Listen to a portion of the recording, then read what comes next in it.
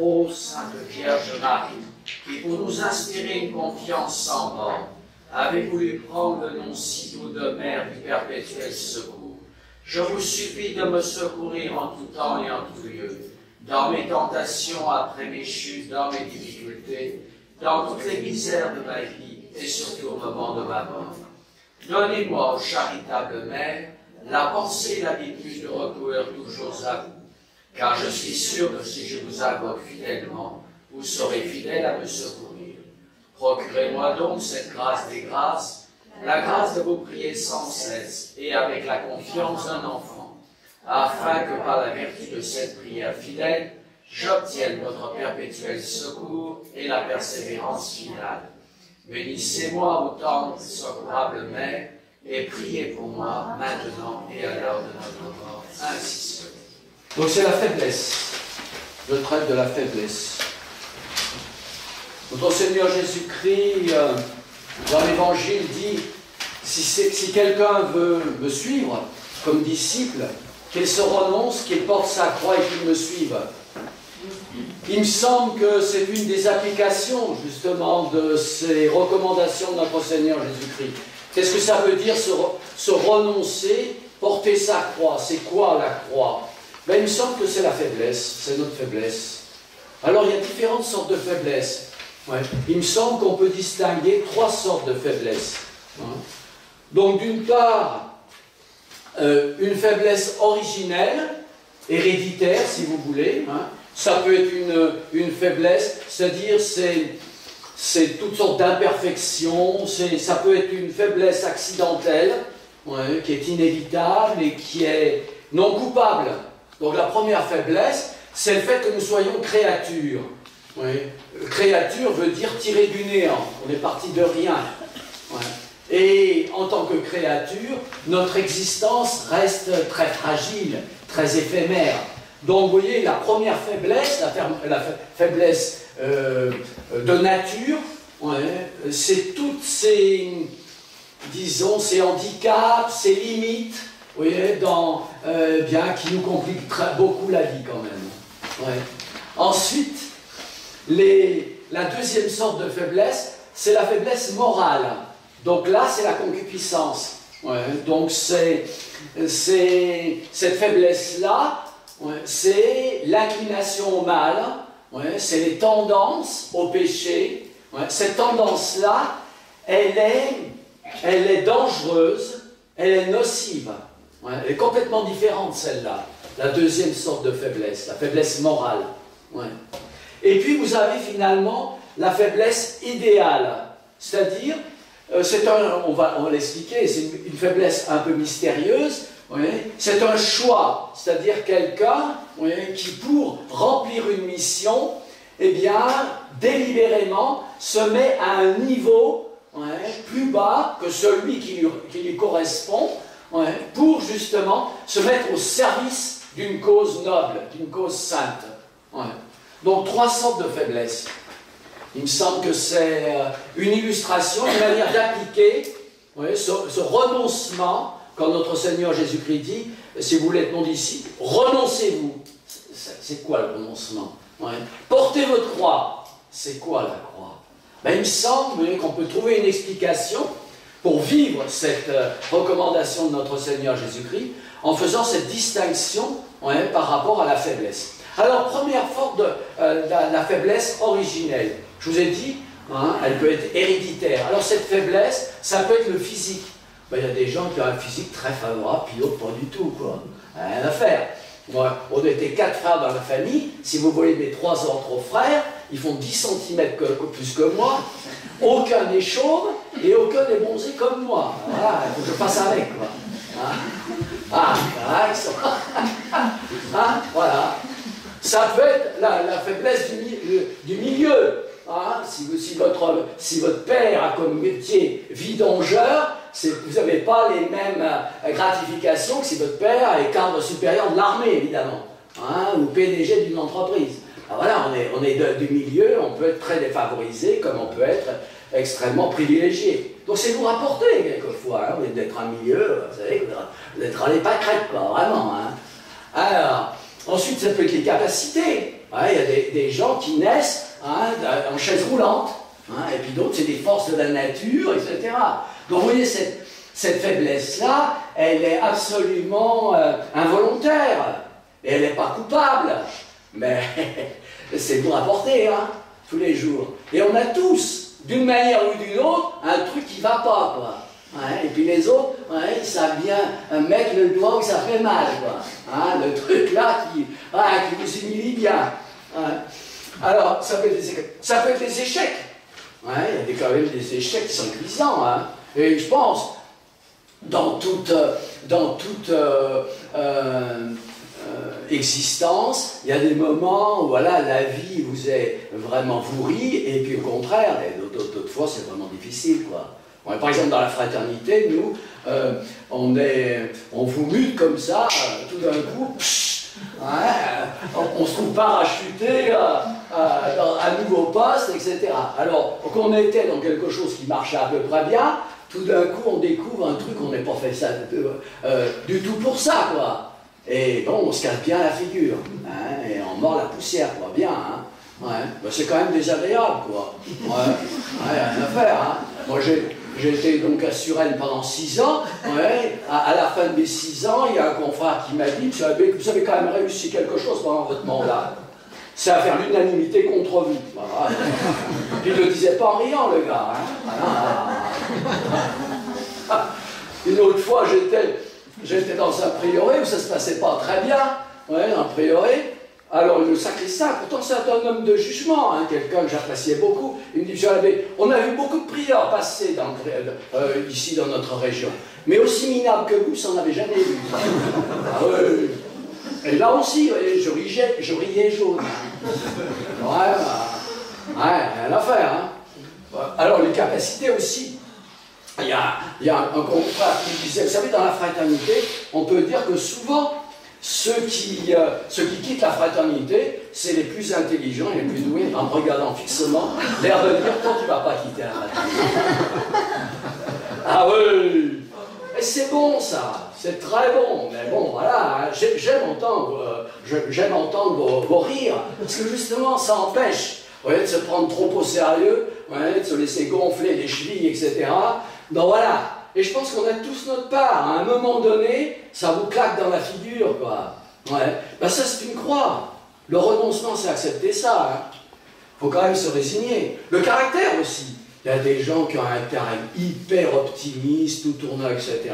Les gens qui sont bienveillants, qui savent rebondir, etc. Puis d'autres, au contraire. Dès que vous grattez un peu, ils explosent, etc.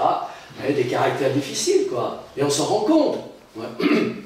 Je me souviens, j'étais dans une école où ils avaient deviné, j'en avais jamais fait profession, que je voulais être curé.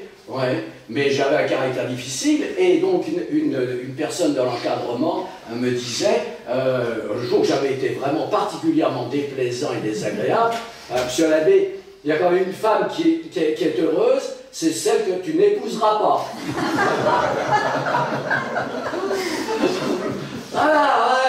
Alors il faut se faire la liste comme ça. C'est important, pour remettre les choses à plat, de ne pas se prendre pour un personnage, enlever le masque de temps en temps. C'est bon ça. C'est ça, porter sa croix. La vie, ça ne vous fait pas de cadeau. À un moment donné, vous allez ramasser le poing dans la figure. Il n'y a rien à faire. Donc je pense que c'est important.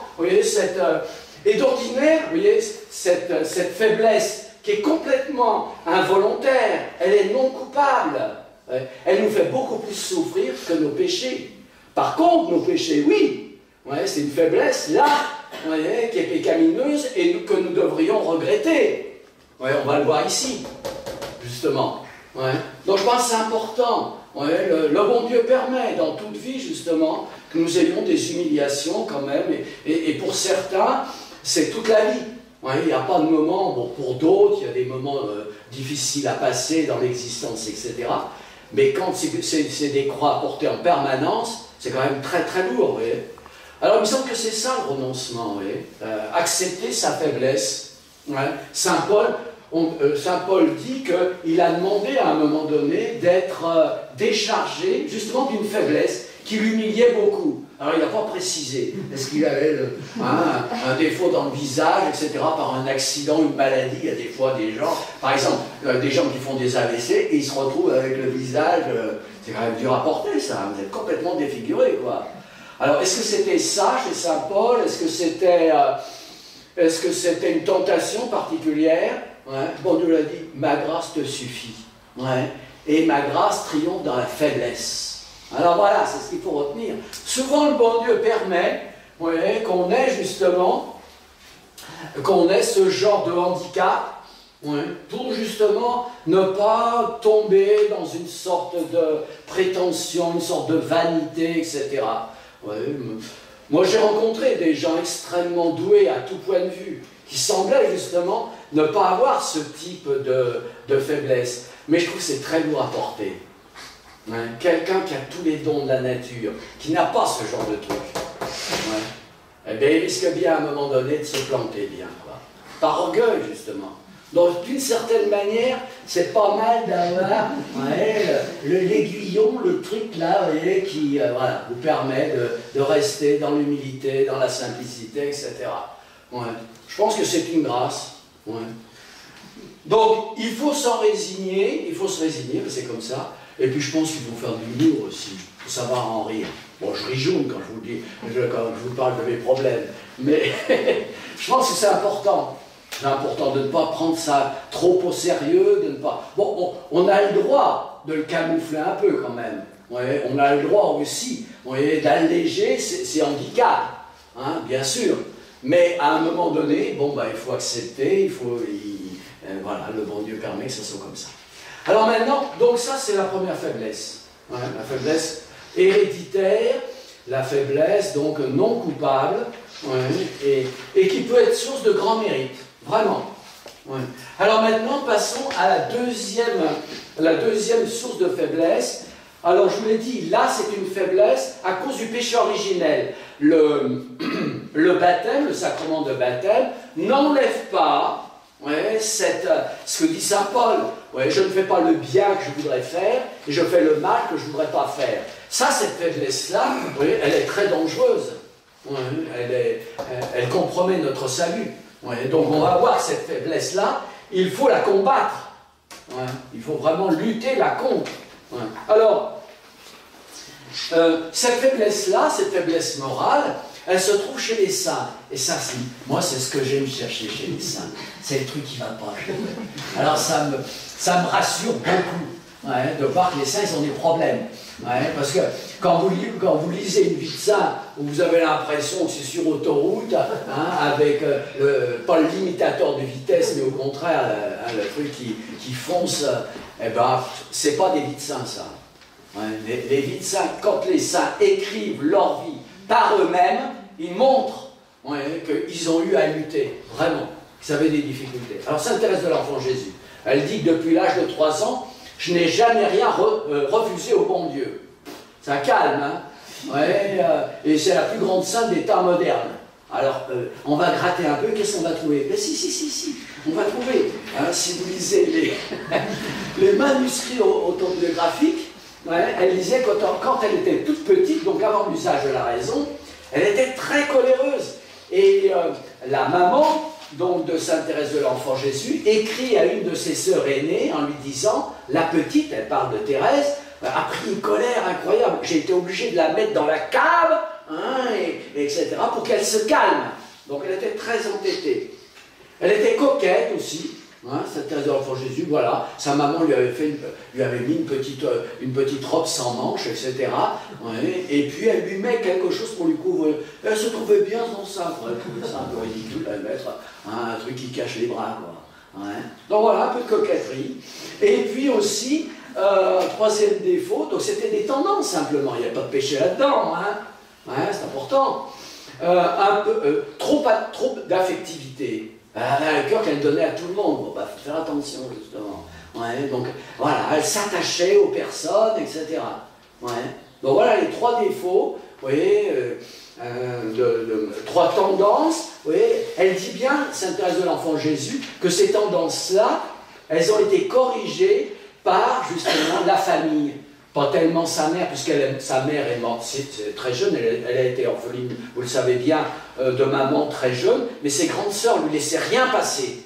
Ouais. Donc ces tendances, ouais, elles ont été corrigées, finalement réformées, et quand elle s'est trouvée justement à l'usage de la raison, eh bien elle n'a pas commis de péché, parce que justement ces tendances, c'est ça l'éducation.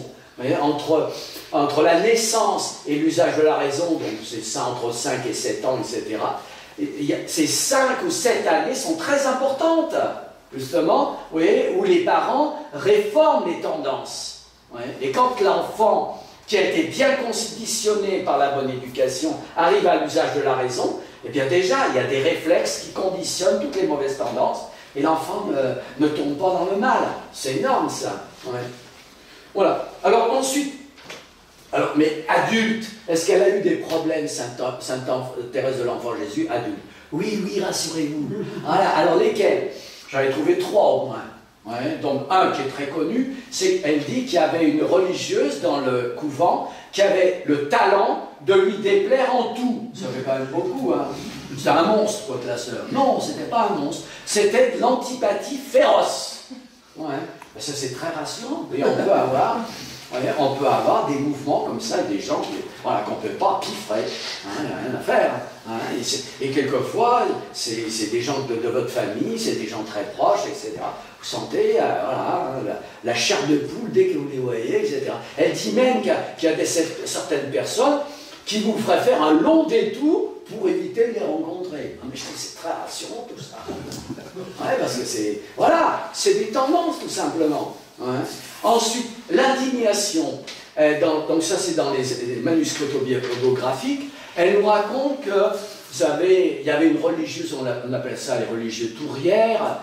Elles sont entre les sœurs du monastère et puis l'extérieur. Parce qu'effectivement, les carmélites, elles ne sont pas complètement isolées du monde. Il y a bien, quand il faut réparer les tuyauteries, quand il y a une malade, il faut bien...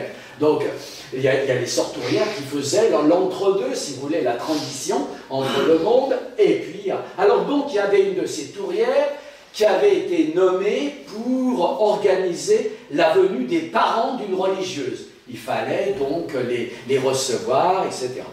Et cette tourière, au moment où les parents arrivent, la famille, ben elle n'est pas là. Et on demande à Sainte Thérèse de l'Enfant Jésus de la remplacer. Alors déjà, c'était l'heure de se coucher, etc.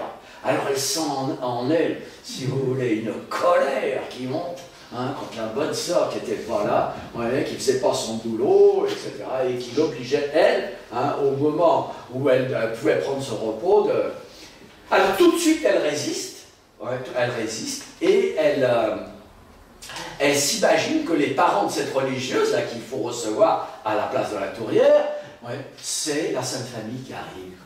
Ouais, avec l'enfant Jésus, sur la bourrique, etc. Ouais. Et du coup, tout se passe bien. Ouais. Alors, j'ai oublié de vous dire aussi, la sœur qui avait le talent de lui déplaire en tout, ouais, comment elle faisait? Retenez ça. Elle avait 4 moyens. Vous voyez, quand vous sentez l'antipathie, elle n'a pas commis le péché. Hein. Vous voyez, les auteurs spirituels disent, sentir n'est pas consentir. Le péché, c'est au moment où cette tendance mauvaise, vous voyez, je l'entretiens, je la favorise et j'y consens. Mais tant que je sens simplement, sans consentir, il n'y a pas péché. Au contraire, il y a même mérite. Si je sens justement cette antipathie et que je résiste, ouais, à cette antipathie, c'est occasion de mérite. Voilà pourquoi le bon Dieu d'ailleurs nous laisse, vous voyez, ces imperfections, pour nous donner cet esprit de pugnacité, etc. Alors qu'est-ce qu'elle faisait? Retenez. D'abord, elle priait pour cette personne donc, qui avait le talent de déplaire. Elle priait d'abord pour elle. Ensuite, elle lui rendait service, le plus souvent possible. Elle lui souriait. Bon, elle était obligée de mettre une allumette pour ça. Quand même. Ouais. Et puis, de temps en temps, quand c'était trop dur, elle la fuyait. Alors, prenez pas trop souvent quatrième, évidemment. C'est la solution de facilité. Mais ça veut dire que c'est possible. Il y a des fois, c'est intolérable. Vous ne pouvez plus rester en présence d'une personne qui vous agace. Quoi. Eh bien, fuyez. Ouais. Ben, ah, c'est pas toujours possible. Hein. Voilà. L'indignation. Et la ruse. Alors ça aussi, j'ai piqué ça dans les manuscrits autobiographiques. À un moment, il y avait une religieuse qui avait des allergies aux odeurs. Ouais. Donc dès qu'il y avait un bouquet de fleurs, etc., ouais, tout de suite, elle se sentait mal, etc. Ouais, donc, alors Sainte Thérèse de l'Enfant Jésus, évidemment, qui avait tellement le souci d'embellir les statues avec des fleurs, etc. Ben, Macache, pas de fleurs, parce que la sœur ne supportait pas le truc. Alors un jour d'hiver, il n'y avait pas de fleurs, il y avait des fleurs artificielles. Et elle voit arriver la sœur. Elle dit, ah là, hein, elle va me faire dégager ça. Je vais lui dire, ben dommage, elles sont en plastique. Tu devrais te rendre compte que tu es bien antiquineuse et tu nous pourris la vie bien gentiment. Hein. Eh bien pas du tout.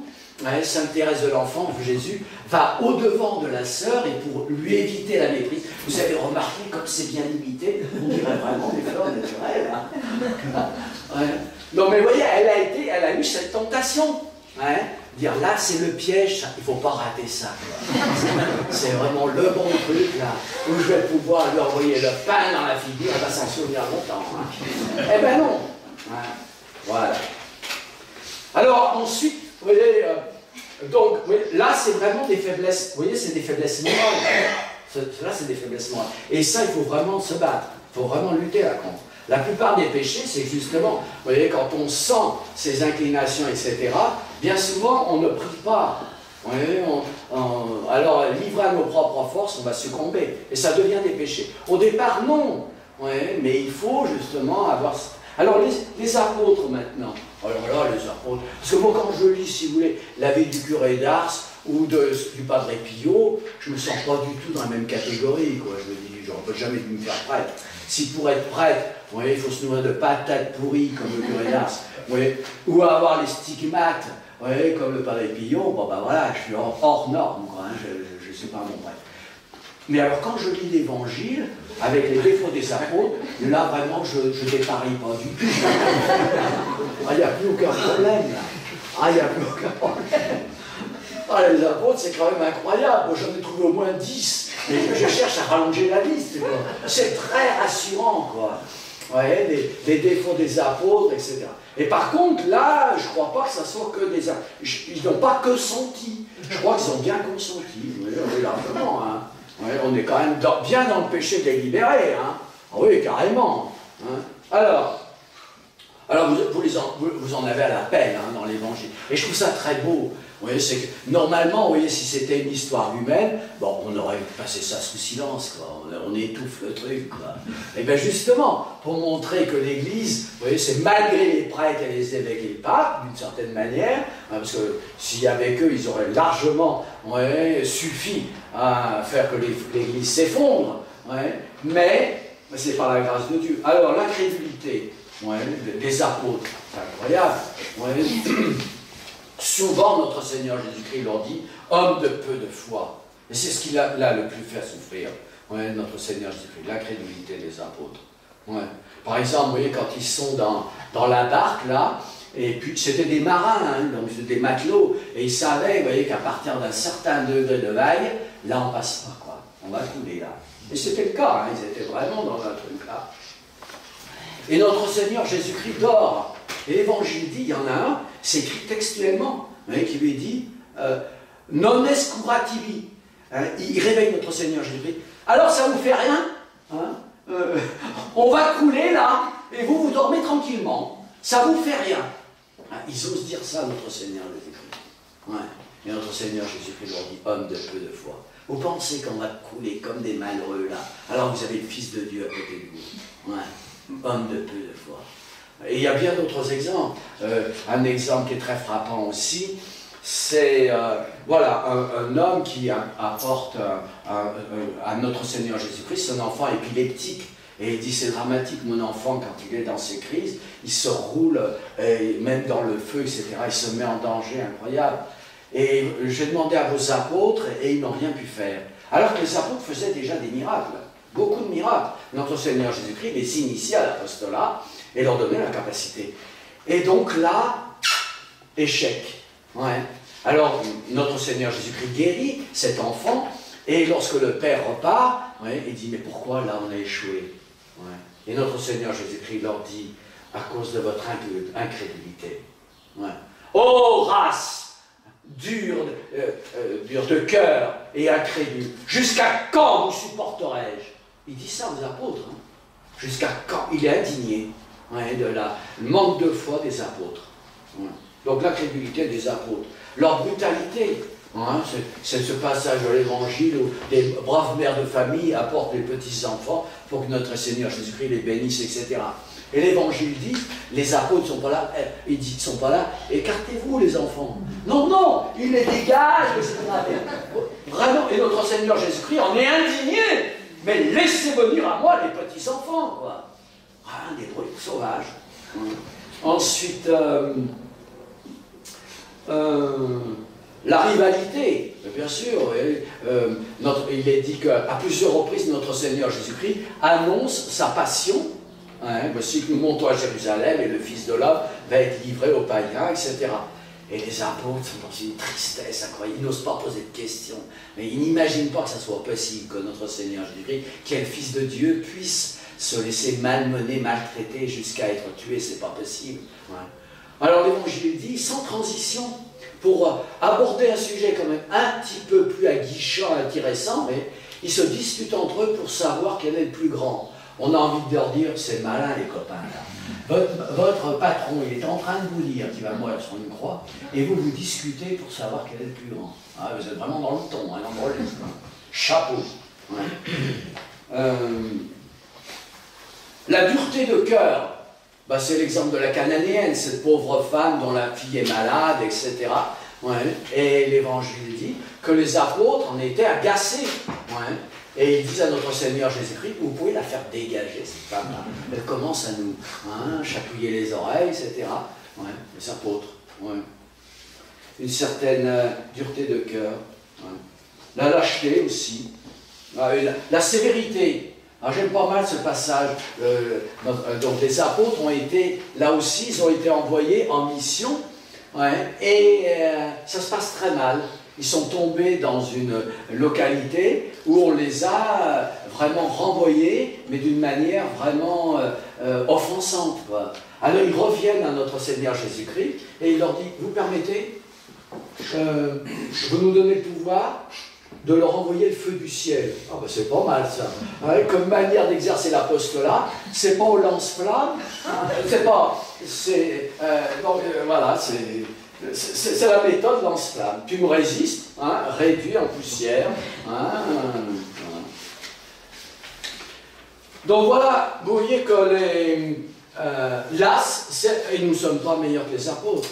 Nous ne sommes pas meilleurs que les apôtres, nous aussi. Nous avons fondamentalement, c'est des fois, alors plus ou moins évidemment, à des degrés divers, mais si vous fouillez bien, ouais, ces défauts qu'on rencontre chez les apôtres, ils sont en nous, c'est évident. Ouais. Et ça, par contre, vous voyez, cette faiblesse morale, ouais, ça c'est très préoccupant. C'est vraiment, ça c'est la croix à porter, c'est d'abord celle-là, la croix à porter, le renoncement, c'est justement cette lutte, ouais, ce combat qu'il faut mener, ouais, contre nos faiblesses morales, évidemment. Ouais. Ensuite, alors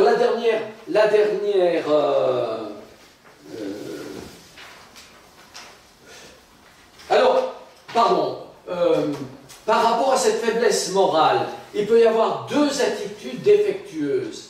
C'est d'abord de ne pas en avoir conscience. Oui, on peut être dans un tel aveuglement qu'on n'a même pas conscience, oui, d'avoir ces fragilités.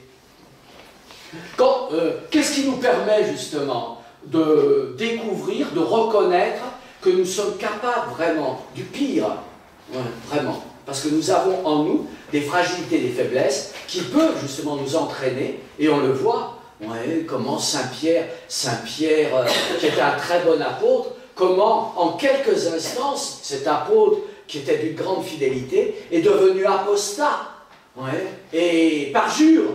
Comment Saint-Pierre, dès la première objection, dès la première persécution de cette pauvre femme qui lui dit « Mais toi, tu es un des leurs, tu es un disciple de Jésus. Ouais. Je ne sais pas de qui tu parles. Je prends Dieu à témoin que je ne connais pas cet homme. » Donc vous voyez Saint-Pierre, qui était pratiquement confirmé en grâce. Comment cet homme-là, d'un moment à l'autre, ouais, il se retourne, ouais, en commettant des péchés énormes. C'est bien plus grave que tous les péchés d'impureté, ça. le péché d'apostasie et le péché de parjure.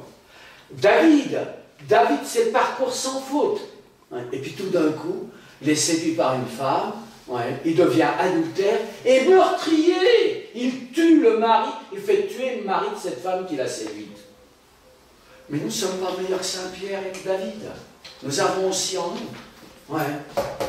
Nous sommes capables du pire. L'actualité le montre bien, malheureusement, même chez nous, des prêtres de la fraternité qui peuvent basculer vraiment dans n'importe quoi et l'abomination et la monstruosité. On ne doit pas s'en indigner. On est capable, tout autant, vous comme moi, et peut-être moi, beaucoup plus moi que vous, de le faire.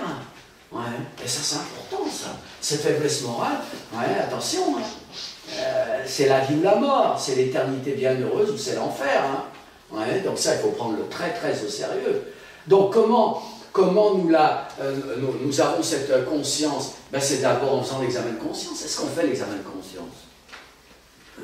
Tous les soirs, justement, de discerner dans notre comportement, ce qui est déviant, etc.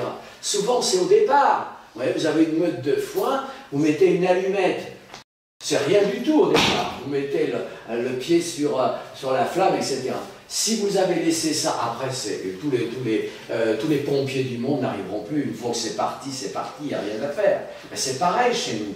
Vous voyez, ces faiblesses morales, si on ne lutte pas, etc., on en arrive au pire, à l'abomination. Regardez Judas, au départ, c'est un très bon apôtre, un très saint apôtre.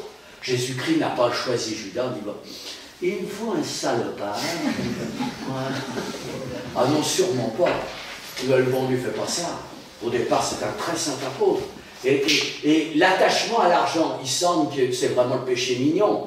Quand on est attaché à l'argent, on ne fait pas de mal à personne. C'est pas par le vol. On est attaché à l'argent. C'est conduit à l'enfer. C'est conduit justement avant notre Seigneur Jésus-Christ. C'est pas rien ça. La confession. Si je ne me confesse pas, j'ai pas cette... Et ça peut vraiment m'emmener au pire. Et il n'y a pas d'exception. Il n'y a pas d'exception. La faiblesse morale.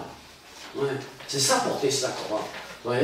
C'est d'avoir justement cette perspicacité, ce discernement, etc. Et de voir. En quoi notre Seigneur, dans l'Évangile, dans l'Écriture sainte, c'est dit, celui qui a mené toute sa vie vraiment une existence qui plaît à Dieu, puis sur la fin, il se laisse aller, etc. Eh bien, on jugera sur la fin, malheureusement. Et tout ce qu'il a fait avant, ça ne vaut plus rien. Fait trembler, ça. À l'inverse, celui qui a mené une vie de péché et qui se convertit, eh bien, on ne retiendra que sa conversion. C'est le bon larron. Il ne faut pas se tromper de parcours. C'est important, ça. La faiblesse, cette faiblesse-là, elle est vraiment... Et souvent, cette faiblesse-là, on ne s'en inquiète pas beaucoup. Autant ça nous fait souffrir. Cette faiblesse-là, on voudra en être délivré, etc. Autant ça, nos défauts, on enjolive tellement ça que ça devient presque des qualités, qu'on trouve des tas de prétextes, etc. Et vraiment, on tourne le truc, on se demande comment les autres, ça les gêne, quoi. On est comme ça, c'est incroyable. Et pourtant, c'est dramatique. Si on ne dit pas. Voilà, moi j'ai 72 ans, je suis vraiment très étonné. Moi, je lisais ça dans les livres, mais j'ai dit, ça ne peut pas nous arriver à nous, quoi. Voilà. Sauf que, mon meilleur ami, j'ai fait mes classes secondaires avec lui, j'ai fait tout mon séminaire avec lui, vraiment. Et à sa première messe, j'étais son prêtre assistant. Il a eu évidemment des grosses épreuves. Sa mère est morte dans un accident où c'est lui qui conduisait, malheureusement. Il a complètement percuté. Il a défroqué, il en a sa deuxième femme, et je crois qu'il ne fait même pas baptiser ses enfants. Comment on peut partir dans le décor, mais joli, Un autre que j'ai eu à élève, oui, c'est pas chez les autres. Ça, c'est ça qui m'impressionne. Et je dis, Laurençon, ça peut t'arriver tout autant. Un élève à 25 ans de sacerdoce, un élève de Châteauroux. 25 ans de sacerdoce, il découvre que s'il s'est fait prêtre, c'est sous la pression de ses parents. Au bout de 25 ans. Et il se fait réduire à l'état laïque et il se marie. Donc attention, cette faiblesse-là, c'est pas rien. Ouais. Donc une retraite, c'est ça, une récollection. Il ne s'agit pas, si vous voulez, hein, voilà, d'enlever la poussière des ailes des anges, etc. Non, non, non, non, non. Hein, il faut voir que, voilà, il y a quand même en nous, ouais, et jusqu'à la fin. Vous voyez, il faut me dire, maintenant, j'ai un certain âge, ouais, les passions sont quand même bien. Voilà, j'ai le plus grand risque. Ouais. Eh bien, Saint Alphonse dit non, non, non. Vous voyez, quand il y a un feu de cheminée, c'est toujours les vieilles cheminées qui jamais, ah, méfiez-vous les yeux. Ah, voilà. Alors, mais alors, il y a une troisième faiblesse, on ne va pas rester sur ce registre-là définiment. Hein. Ouais, voilà, le glaive dans la plaie, hein, j'ai bien insisté, donc voilà, j'en sors. Alors, vous avez alors évidemment, notre Seigneur Jésus-Christ n'a pas cette faiblesse-là. Il a celle-là. Vous voyez, c'est notre Seigneur Jésus-Christ, il a voulu justement, ouais, Nazareth, c'était pas, si vous voulez, c'était un village qui n'existait pas. Dans l'Ancien Testament, on ne parle jamais de Nazareth, quoi. Alors quand on entendait Jésus, il est de Nazareth, les gens disaient, mais qu'est-ce qui peut sortir de bien de ce trou-là, quoi. Ouais, donc notre Seigneur Jésus-Christ, il a largement accepté cette faiblesse-là. Cette faiblesse-là, il ne l'a pas, mais il a voulu être tenté. Notre Seigneur Jésus-Christ a été tenté. Ouais, donc la lutte, le combat qu'il faut mener contre cette faiblesse-là, notre Seigneur Jésus-Christ est notre modèle. Ouais. Vous voyez, dans l'agonie de notre Seigneur Jésus-Christ, il dit à ses apôtres, veillez et priez pour ne pas entrer en tentation. Et qu'est-ce qu'ils ont fait? Ils ont roupillé. On a vu le résultat. Hein. Rien à faire. Ouais, parce que justement, cette faiblesse-là, ouais, il faut être vigilant et il faut prier. C'est l'aide de Dieu. Et notre Seigneur Jésus-Christ, dans son agonie, je vous ai dit que notre Seigneur Jésus-Christ, il éprouvait du dégoût, de la tristesse et de la peur. Mais que dit l'Évangile? Prolixius orabat. Il priait davantage. Voilà. Parce que notre Seigneur, même s'il n'a pas cette faiblesse-là, il nous montre comment, justement, lutter contre cette faiblesse. Par la vigilance, par la prière, par la pénitence, etc. Notre Seigneur Jésus-Christ nous donne l'exemple. Il n'y a rien à faire. Ce combat, c'est ça. Ouais, la prière, la vigilance, la prudence. Vous voyez, la plupart du temps, vous voyez, quand on se confesse, pourquoi on a commis le péché? Pourquoi on a commis le péché? Parce que dans la tentation, on n'a pas prié. On n'a pas prié. Ouais. Bien sûr. Veillez et priez, de peur de tomber en tentation. Ouais. Alors ensuite, je vous ai dit que par rapport à cette faiblesse-là, il y a deux attitudes mauvaises. C'est ignorer volontairement cette faiblesse, ne pas en avoir conscience, ne pas chercher justement de ce discernement qui me permet d'y voir clair dans mon âme avec ses dangers, ou bien démissionner, capituler, dire c'est trop dur, etc. C'est Luther. Luther était un bon religieux et il avait des tendances très très fortes. Il n'arrivait pas, ouais, probablement, s'il n'arrivait pas, comme on sait qu'il n'y a aucune tentation qui soit au-dessus de nos forces, c'est que justement il ne prenait pas les bons moyens. Alors il a inventé toute une autre religion, car c'en est une autre. Ouais. Le protestantisme de Luther, c'est de laisser croire que justement le péché est inévitable. Ouais. Donc les tentations, les faiblesses morales, elles sont irrésistibles. Par le péché originel, notre nature a été non seulement blessée, mais elle a été détruite, elle n'a plus la capacité de résister. Donc le péché, c'est quelque chose de fatal. Pour Luther, il n'y a pas de saint qui résiste à la tentation. Ça n'existe pas. On reste tous des pécheurs pourris. Ouais. Et donc, quand on est sauvé, c'est simplement Jésus qui nous met un manteau sur le démérite, qui camoufle la crasse qui est en dessous, la pourriture qui est en dessous. Ouais. Alors maintenant, passons à la dernière catégorie de la faiblesse. Alors, cette faiblesse idéale, je vous dis, vous voyez, c'est un amour de préférence, c'est une faiblesse volontaire, méritoire, héroïque. Donc c'est la faiblesse de notre Seigneur Jésus-Christ. Vous voyez, notre Seigneur Jésus-Christ, justement, vous voyez, pour venir sauver l'humanité, eh bien, il renonce à tous ses droits, il se fait faible, c'est-à-dire notre Seigneur Jésus-Christ abandonne sa gloire. Notre Seigneur Jésus-Christ devient, avec sa nature, il prend une nature passible. Notre Seigneur Jésus-Christ veut souffrir. Oui, je vous ai dit que notre Seigneur Jésus-Christ, en prenant la nature humaine, il ne s'est pas humilié, il s'est anéanti. Pour le Fils de Dieu, devenir homme et prendre un corps comme le nôtre, c'est un anéantissement. Ouais. Alors ça, c'est la faiblesse d'amour.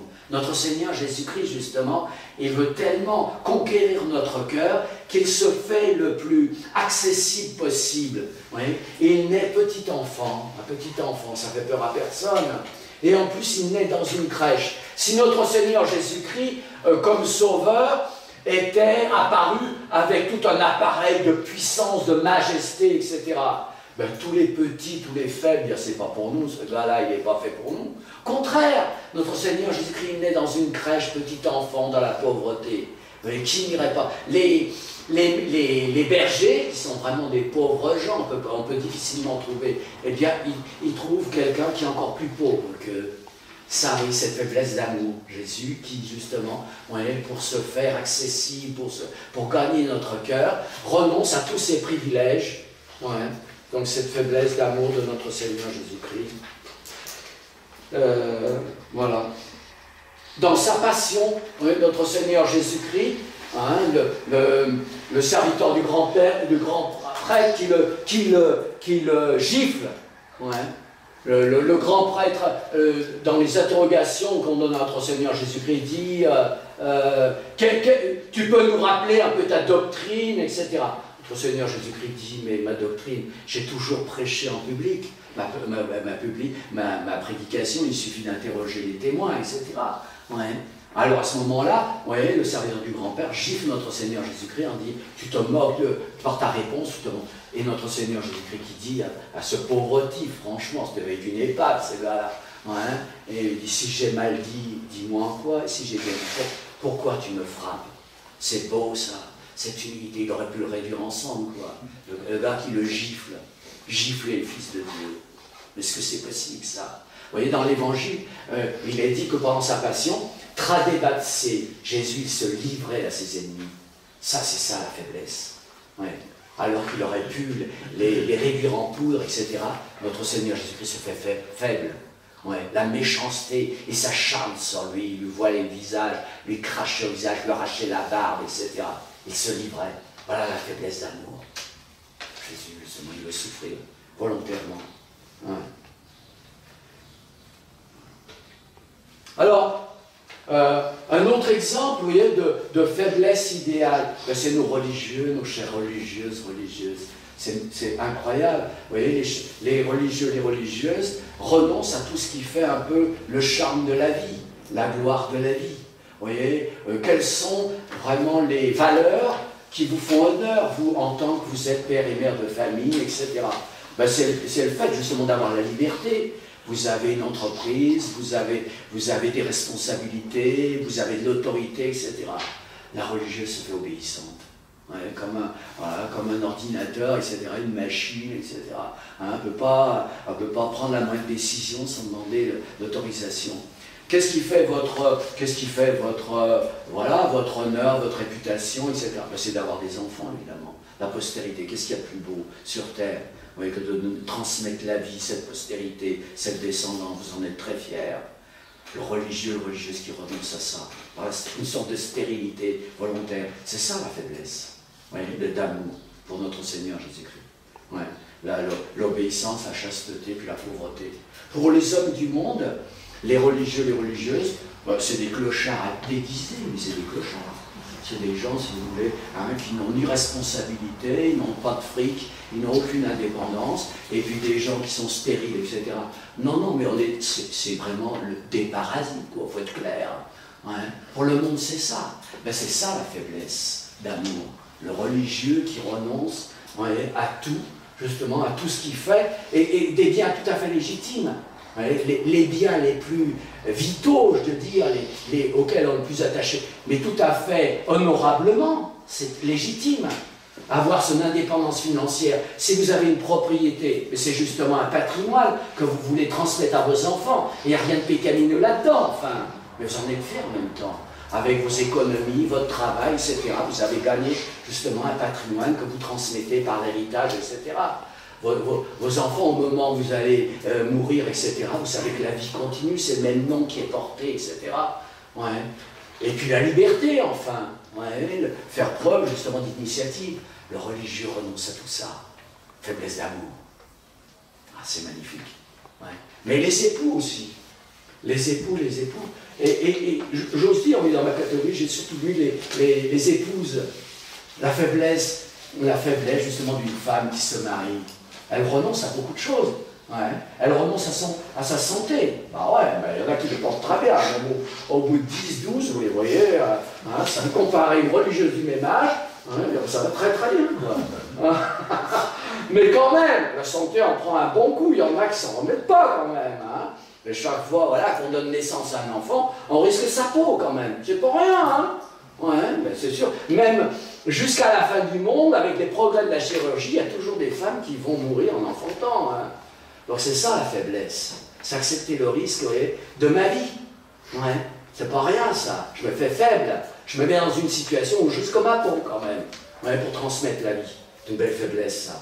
Faiblesse d'amour, bien sûr. La santé, le nom. On appartient à une famille quand même. Ouais, on se marie, ben voilà, c'est le nom du mari. Quoi. Voilà. L'autre, elle va disparaître. Voilà. Ouais. Le titre, vous avez des femmes qui en se mariant ont des qualifications, des compétences, etc. pour être chef d'entreprise, quoi. Ben non, elle va être toujours les mains dans l'eau sale, etc. La vaisselle, la lessive, les couches, etc. Le mari, il arrive, voilà, il a un bon chèque, etc. La femme, voilà, les documents administratifs, profession. Sans profession. Ah, merci. Sans profession. Donc nul, quoi. Ouais. Ça, c'est de la faiblesse d'amour. Hein. Et tout le reste que j'ignore. Hein. Vous êtes mieux placé pour moi de le dire. Ouais. Donc ça, c'est très important. Et à un moment donné, si on ne triche pas et avec le bon Dieu, à un moment donné, il nous demande ça. Le renoncement, c'est ça aussi. Ouais. C'est à un moment donné, vous voyez, notre Seigneur Jésus-Christ dit, qui perd sa vie à cause de moi, la sauve. Qui veut sauver sa vie, la perd. On sait bien ce que ça veut dire, sauver sa vie. Vouloir sauver sa vie, c'est justement éviter les épreuves, etc., ce qui gêne un peu, etc. C'est comme le skieur, à chaque fois qu'il voit un obstacle, c'est ça, vouloir sauver sa peau. Ouais, c'est éviter tout ce qui dans l'existence est un peu gênant, etc. Eh bien, si on fait ça, vivre dans l'égoïsme, etc., on perd sa vie. Celui qui veut sauver sa peau, la perd. Et il n'y a pas de milieu, quoi. C'est soit, justement, on fait ce mauvais choix, soit celui qui perd sa vie à cause de moi, la sauve. Donc, le renoncement, c'est ça, ultimement. À un moment donné, il faut que chacun découvre en quoi il va perdre sa vie pour le nom de notre Seigneur Jésus-Christ. Il n'y a pas d'autre solution, on ne peut pas se sauver autrement. Ouais. Donc en trichant avec la vie, en cherchant des... ça ne va pas marcher. À un moment donné, le bon Dieu demande la vie. Si on ne triche pas, il n'y a rien à faire. Ouais. Qui perd sa vie à cause de moi, la sauve. Il n'y a pas d'autre solution. Hein. Les béatitudes, si vous voulez bien, les béatitudes, c'est exactement toutes ces manières, justement, de perdre sa vie pour l'honneur de notre Seigneur Jésus-Christ. Ouais. Donc, ultimement, c'est bien ça. Ouais. Donc, voilà, si vous voulez, cette méditation que je vous propose, il me semble qu'en analysant la faiblesse sous toutes ses formes, on a une explication, on a un champ d'application au renoncement que demande notre Seigneur Jésus-Christ. Ça veut dire quoi, se renoncer? Eh bien c'est ça, c'est accepter, se résigner à ces handicaps qui sont très humiliants, c'est accepter la lutte, le combat contre nos défauts, une guerre à mort. Sainte Thérèse de l'Enfant Jésus, elle était la maîtresse des novices, et elle disait justement qu'elle était comme une sentinelle qui voit arriver l'ennemi là, et que rien ne lui échappe. Et elle disait qu'avec ses novices, elle menait une guerre à mort pour ces jeunes personnes, oui, qui voulaient se faire religieuses, si elles voulaient persévérer dans leur consécration à Dieu, il fallait les aider justement à se corriger de leurs défauts, à réformer leurs habitudes. Et elle dit, je menais une guerre à mort. Ouais. Pour que ces religieux, justement, arrivent à l'état de perfection. Être religieux, religieuse, c'est s'engager dans un état de perfection. Où justement, vous voyez, on a tellement émoussé les défauts, les mauvaises habitudes, bien que la grâce de Dieu triomphe complètement en nous. Bon, c'est quand même quelque chose qui est extrêmement exigeant. Ouais. Donc, contre le mal qui est en nous, je vous l'ai dit, hein, comment nous restons faibles et fragiles. Et puis finalement, cette faiblesse d'idéal, ouais, dans votre vie, ouais, est-ce que vous avez vraiment, ouais, au jugement dernier, ouais, cette conscience qu'effectivement, vous avez perdu votre vie pour l'honneur de notre Seigneur Jésus-Christ? Alors ça peut être évidemment, ouais, dans l'éducation de vos enfants, souvent c'est ça qui est demandé, c'est un véritable héroïsme, on le développera tout à l'heure. Ouais, je pense que l'héroïsme, c'est pas forcément faire des choses remarquables extérieurement. Voilà, on va méditer un petit peu là-dessus, si vous voulez bien. De Jésus dans la Sainte Eucharistie, et nous avons le bonheur, eh bien, d'en profiter ici pendant cette récollection, ici même. Remercions de tout cœur notre Seigneur Jésus-Christ. Saint Paul nous dit, dans la prière, nous ne savons pas comment nous adresser à Dieu. Nous nous sentons tellement incapables de nous adresser à Dieu. Et nos petites considérations sont insignifiantes. Saint Paul dit, mais attention, ouais, l'Esprit Saint dans notre cœur prie en nous, l'Esprit prie en nous dans des gémissements inénarrables. C'est l'Esprit de Jésus. Alors voilà, nous demandons à notre Seigneur Jésus-Christ de venir prier en nous. C'est lui, justement, qui va élever nos cœurs. Notre prière, c'est sa prière. Unissons-nous à notre Seigneur Jésus-Christ. S'il est présent au tabernacle, c'est justement pour prier son Père en nous. Il nous envoie son Esprit, son Saint-Esprit.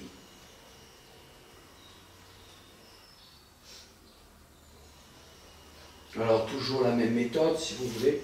Jésus dans les yeux, Jésus dans le cœur et Jésus dans les mains. Donc, d'abord, les considérations.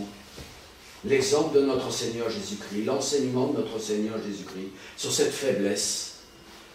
La faiblesse de notre Seigneur Jésus-Christ, d'abord, effectivement, il a voulu avoir cette faiblesse de nature humaine, une nature, justement, avec certains côtés humiliants. Même si notre Seigneur Jésus-Christ était de race royale, il était publiquement reconnu comme le fils du charpentier, c'est-à-dire de gens les plus simples. Notre Seigneur Jésus-Christ a accepté, il a voulu, il a choisi.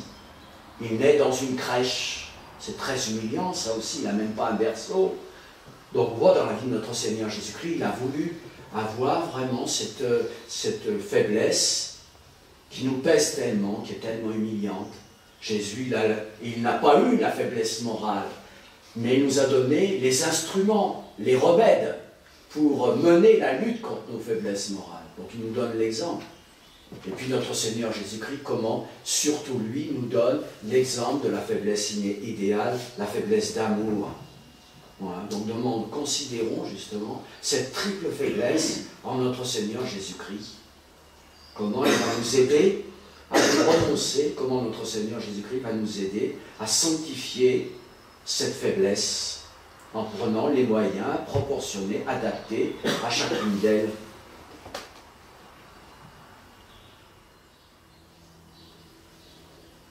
Ensuite, Jésus dans le cœur, c'est-à-dire je m'applique ce programme dans ma vie, dans mon expérience, comment j'ai vécu avec ces faiblesses.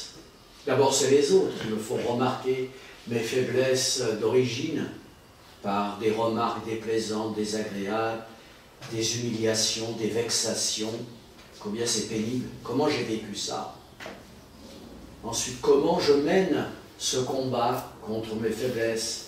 Est-ce que je ne me les cache pas, ces faiblesses morales? Pourtant, quand je vais me confesser, je suis obligé de constater que ces faiblesses morales sont très présentes en moi. Et puis, je me pose la question, est-ce qu'effectivement, si je venais à mourir, je pourrais vraiment me rendre témoignage à moi-même. C'est vrai que j'ai cherché à perdre ma vie pour l'honneur de notre Seigneur Jésus-Christ. En quoi je l'ai vécu jusque-là.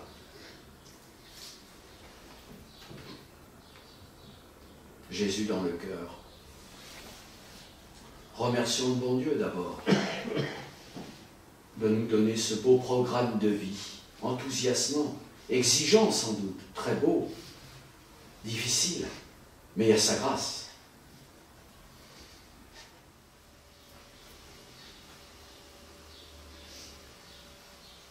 Donc Jésus dans le cœur, je voulais bien expliquer, c'est les affections.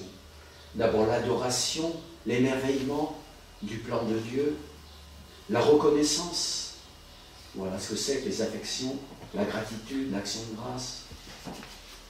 J'ai eu quand même avec la grâce de Dieu, par la grâce de Dieu n'a pas été vaine en moi,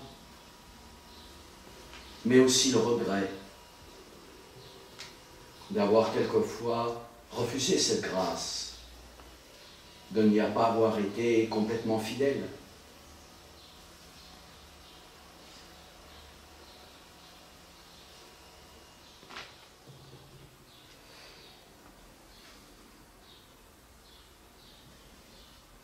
Et puis enfin, Jésus dans les mains.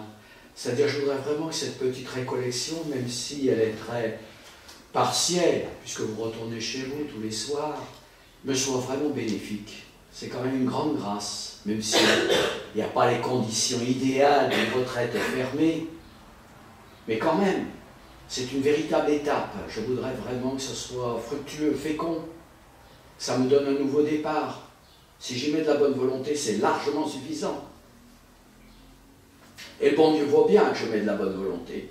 Vous mettez de la bonne volonté. Le fait de vous déplacer, de consacrer des journées entières à cette récollection, alors que vous avez tous vos occupations, vos responsabilités, c'est une preuve vraiment de bonne volonté. Paix aux âmes de bonne volonté. Ben, vous en êtes, évidemment.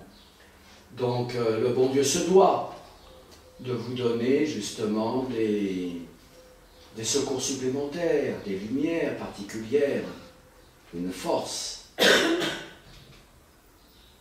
Alors demandez-la, vraiment, justement, que ce temps consacré au bon Dieu soit vraiment fertile en grâce pour vous, en bénédiction.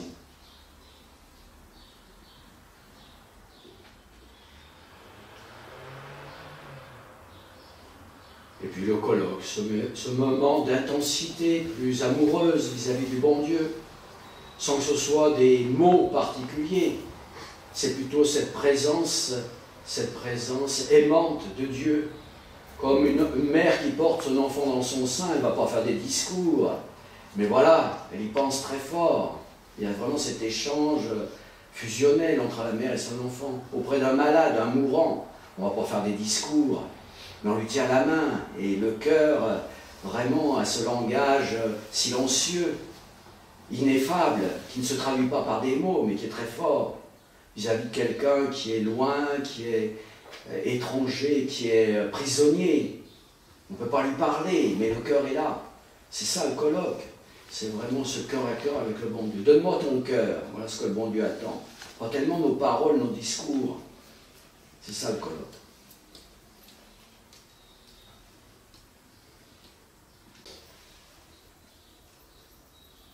Voilà, nous terminons encore par le Regina Coeli. Nous réjouissons avec la très sainte Vierge Marie de cette victoire de notre Seigneur Jésus-Christ sur le mal, sur le péché, de cette grâce pascale, de la joie, de la paix rentre bien dans nos cœurs. C'est vraiment ce qui nous donne cette persévérance dans le bien, d'avoir ce contentement, cette jouissance sur la victoire de notre Seigneur Jésus-Christ, cette victoire qui est déjà à l'œuvre chaque fois que nous recevons les sacrements, que nous résistons aux tentations. C'est Jésus qui continue à vaincre le démon, le péché, l'enfer. Regina Coeli, Alléluia, Quia egoisti portare, Alléluia, Resurrexi